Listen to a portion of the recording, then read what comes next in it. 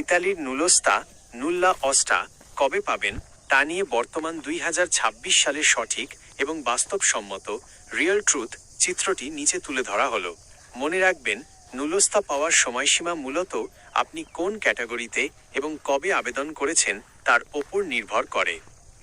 আবেদনের ধরন অনুযায়ী সময়সীমা 2026 আপডেট। ইতালির নতুন নিয়ম ডিক্রেটো ফ্লাসি 2026-2028 অনুযায়ী সময়সীমাগুলো এখন আগের চেয়ে কিছুটা সুনির্দিষ্ট।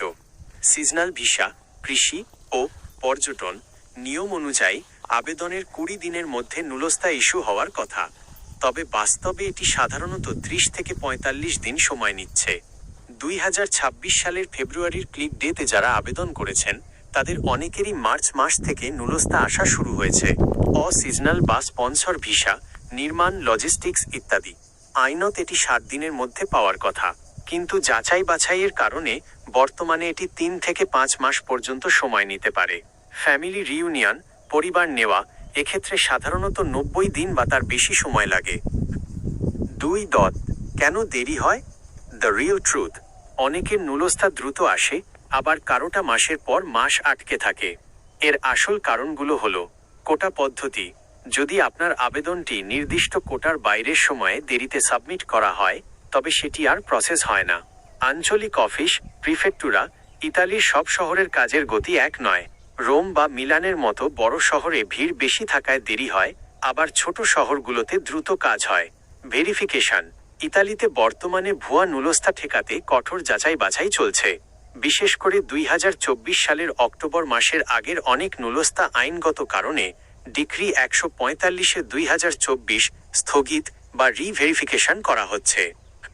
3. নুলোস্তা চেক করার উপায়।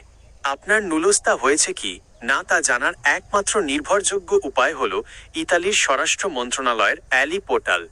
আপনার নিয়োগকর্তা বা উকিল, অ্যাডভোকেটও তাদের এসপিআইডি ডিজিটাল আইডি দিয়ে লগ ইন করে আবেদনের বর্তমান অবস্থা দেখতে পারবেন।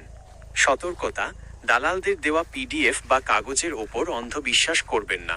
অনেক সময় তারা এডিট করা ভুয়া নুলোস্তা দিয়ে টাকা দাবি করে। নিয়োগকর্তার মাধ্যমে অনলাইন পোর্টালের স্ক্রিনশট বা স্ট্যাটাস দেখে নিশ্চিত হন। 4. নুলোস্তা পাওয়ার পর পরবর্তী ধাপ।